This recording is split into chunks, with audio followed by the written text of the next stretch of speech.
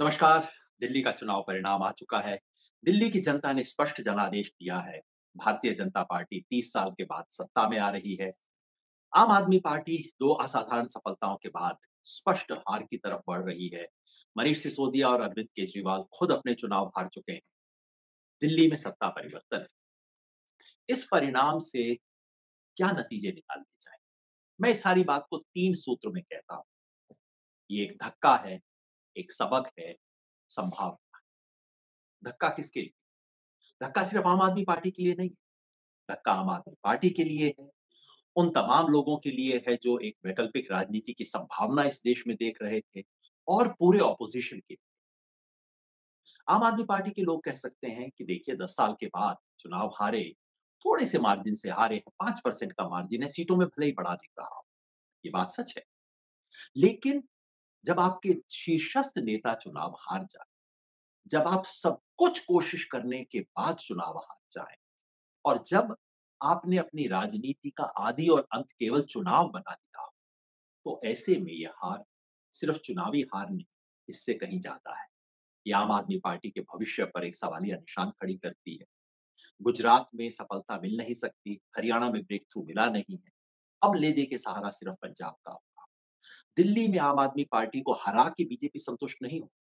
अब वो पार्टी तोड़ने की कोशिश करेगी, उसके लिए हर जायज़-नाजायज़ तरीके का इस्तेमाल करेगी। ऐसे में पार्टियां बचती हैं संकल्प वाले कार्यकर्ताओं से, अपने आदर्श से, अपने सिद्धांतों से।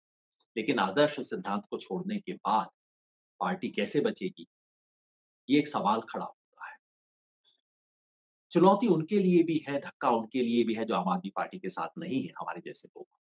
लेकिन जो विकल्प की राजनीति का सपना लेके एक समय इसके साथ जुड़े थे, वो सपना बहुत पहले ही छोड़ दिया गया था। राजनीति में नैतिकता की बात 2015-16 तक छोड़ दी गई थी। उसके बाद आम आदमी पार्टी ने एक कम से कम एक बेहतर गवर्नेंस, गुड गवर्नेंस का मॉडल पेश करने की कोशिश की। आज वो हार गए हैं, लेकिन इस बात को स्वीकार करना चाहिए कि उन्होंने शिक्षा में और स्वास्थ्य में पिछली सरकारों से बेहतर काम किए, लेकिन वो काफ़ी नहीं।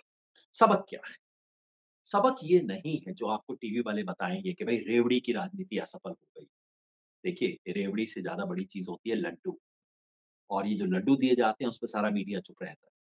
ये जन कल्याणकारी जो योजनाएँ हैं, चाहे वो शिक्षा की हो, स्वास्थ्य की हो, चाहे मुफ्त बिजली की योजना हो, महिलाओं को फ्री टिकट की योजना हो। सबक ये है कि उन्हीं योजनाओं के कारण आम आदमी पार्टी इतनी बची है। अगर उसको 22, 23, 24 सीट आती हैं, वो आई। और अगर आज भी आम आदमी पार्टी को कोई तैयार 42-43% वोट मिल रहा है, जो छोटी बात नहीं है, वो इन्हीं योजनाओं की वजह से है। तो दिक्कत ये नहीं है कि ऐसी जन कल्याणकारी योजनाएँ गलत थी या जनता ने इन योजनाओं को रिजेक्ट कर दिया। बल्कि जनता केवल इससे संतुष्ट नहीं होती, जनता उसके बाद गवर्नेंस चाहती है, जनता उसके बाद बेहतर सड़कें चाहती है, जनता शायद पर्यावरण भी चाहती है, जनता साफ दिल्ली देखना चाहती है। और जब ये बहाना खत्म हो गया कि भई एमसीडी हमारे पास नहीं, उसके बाद की दिल्ली की गंदगी जनता को बर्दाश्त नहीं। दूसरा सबक कि बीजेपी का मुकाबला बीजेपी के मुहावरे में नहीं किया जा सकता। आम आदमी पार्टी कहती है, भई हम तो उनसे राम छीन लेंगे। आम आदमी पार्टी ने बीजेपी से ज़्यादा हिंदू होने की कोशिश की। जिन सवालों पे बोलना चाहिए था, उस पे चुप्पी रखी। चाहे वो दिल्ली दंगों में बात हो, चाहे वो बुलडोज़र का सवाल हो, चाहे वो रोहिंग्या के सवाल। ऐसी-ऐसी बातें कही जो मूर्खतापूर्ण थी। सिर्फ़ इसलिए कि भाई हिंदू का वोट मिल जाएगा, बस। बीजेपी का विरोध आप बीजेपी की विचारधारा की चारदीवारी के भीतर रह के ही कर सकते हैं। आज के चुनाव परिणाम ने साबित कर दिया कि ये आपको एक चुनाव में मदद कर सकता है, 2-5 साल मदद कर सकता है। लेकिन अंततः अगर आपको देश बचाने की राजनीति करनी, पुख्ता विपक्ष की राजनीति करनी, तो आपको बीजेपी के इस लोकतंत्र विरोधी, भारत विरोधी विचार का विरोध करना होगा, खुल के आना होगा, बोलना होगा।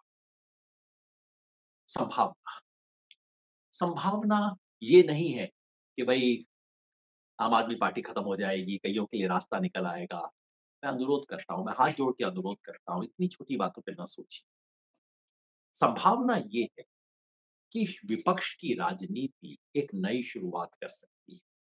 संभावना ये है कि अब वन अपमैनशिप का खेल शायद खत्म हो जाए, कि भई ये महाराष्ट्र में हार गए, तो ये दिल्ली में भी हार।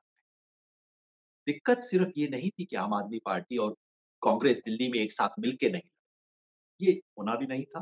लोकसभा चुनाव में भी ठीक से नहीं चला था। वैसे भी आम आदमी पार्टी इंडिया गठबंधन का कोई बहुत अच्छा हिस्सा नहीं।